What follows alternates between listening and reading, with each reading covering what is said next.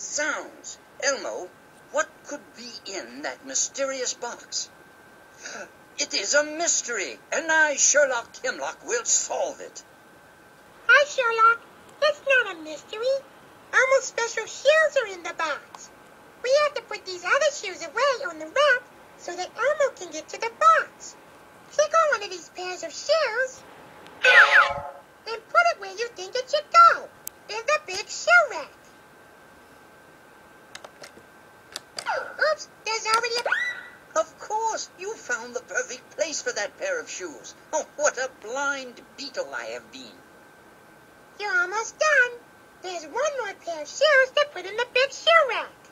We're almost finished.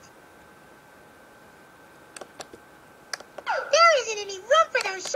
Yay! You put everything where it belongs. Now, are you ready to see what's in Elmo's shoebox? Elmo sure is. Great buzzoids! Spring shoes! Boing, ka-boing, ka-boing.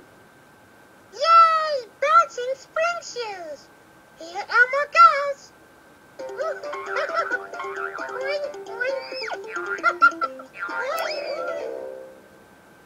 I am delighted to report that this mystery has been solved.